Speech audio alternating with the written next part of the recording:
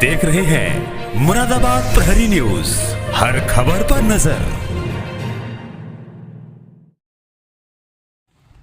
राष्ट्रीय गीत वंदे मातरम की 150वीं वर्षगांठ का जश्न मुरादाबाद में बड़े उत्साह और गरिमा के साथ मनाया गया। केंद्र और राज्य सरकार के निर्देश अनुसार पंचायत भवन में भव्य कार्यक्रम का आयोजन किया गया, जिसमें शहर के कई गणमान्य व्यक्तियों और बड़ी संख्या में छात्रों ने भाग लिया। नई पीढ़ी को संस्कृति से जोड़ना इस विशेष आयोजन में भाजपा के कई वरिष्ठ पदाधिकारी उपस्थित रहे। कार्यक्रम का मुख्य आकर्षण विभिन्न स्कूलों से आए छात्र छात्राएं रहे, जिन्हें मंच के माध्यम से वंदे मातरम गीत के इतिहास और राष्ट्र निर्माण में इसके महत्व के बारे में विस्तृत जानकारी दी गई। कार्यक्रम का उद्देश्य नई पीढ़ी को भारतीय संस्कृति और राष्ट्रीय मूल्यों से जोड़ना रहा, ताकि बच्चे गीत के विशेष और महत्वपूर्ण उल्लेखों का जान सकें और अपनी संस्कृति को हमेशा याद रखें। MLC जयपाल व्यस्त ने दी जानकारी। MLC जयपाल व्यस्त ने मीडिया से बात करते हुए बताया कि केंद्र और राज्य सरकार ने यह सुनिश्चित किया है कि यह ऐतिहासिक गीत अब केवल स्कूलों तक सीमित न रहे। उन्होंने घोषणा की वंदे मातरम को अब हर स्कूल और मदरसे में सुनाया जाना अनिवार्य कर दिया गया है। यह फैसला देश भर में राष्ट्र चेतना को मजबूत करने की दिशा में एक महत्वपूर्ण कदम है। कार्यक्रम का समापन राष्ट्रीय गौरव और एकता के संदेश के साथ हुआ, जिसने मुरादाबाद के निवासियों के बीच देशभक्ति की भावना को और भी अधिक मजबूत किया। चित्रकूट कॉलेज आज जो हमारा वंदे मातरम राष्ट्रीय गीत, इसको 150 वर्ष पूरे हो चुके थे, और इसमें जो कुछ लोग ये सोचते हैं कि जो वंदे मातरम है, इसमें बोलने में संकोच करते हैं कि हमें नहीं बोलना चाहिए। जो हमारे मन में संकोच रहता है, कुछ लोगों के मन में संकोच रहता है कि वंदे मातरम नहीं बोलना चाहिए, उसके विषय में बताया गया, और जो है हमें वंदे मातरम बोलना चाहिए, इसके लिए हमारे अंदर उत्साह भरा गया। कैसा लगा? बहुत अच्छा लगा। वंदे मातरम राष्ट्रीय गीत की 150वीं वर्षगांठ आयोजित हो रही है और पूरे देश भर में आयोजित हो रही है। इस विषय के लिए केंद्र सरकार के मंत्रिमंडल ने निर्णय लिया है।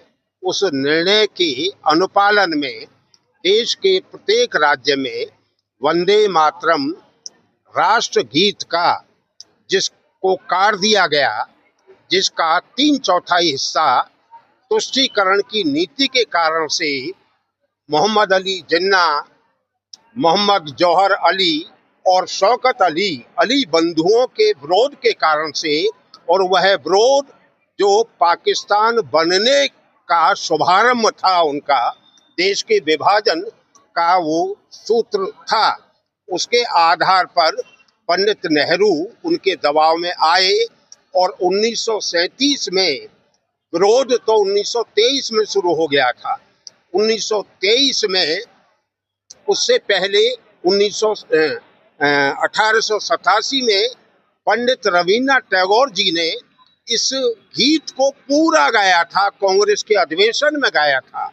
उसके बाद 1923 में गाया तो अली बंधुओं ने विरोध उसी समय शुरू किया था, लेकिन उस समय पर उनके विरोध को कोई महत्व नहीं मिला था।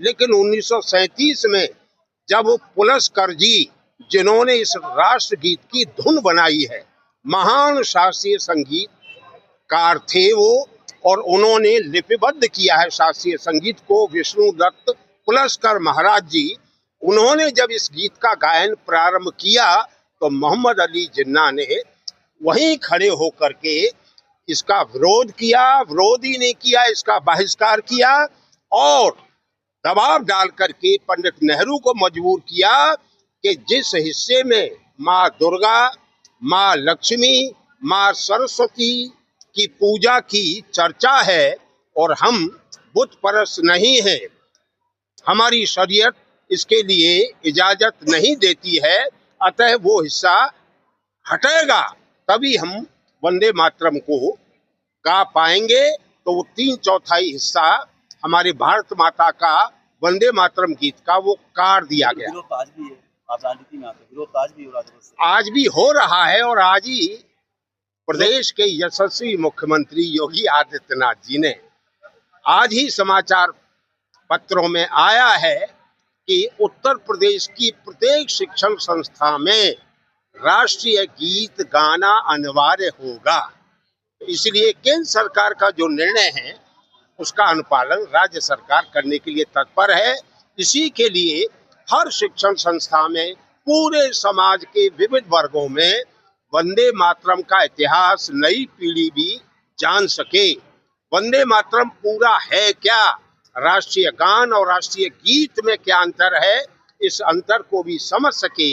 इसी के लिए वंदे मातरम की क्या मदरसों में भी गाए, सभी में शिक्षण संस्थाएं जो भी मान्यता प्राप्त है सभी में गाने का विषय ये रहेगा।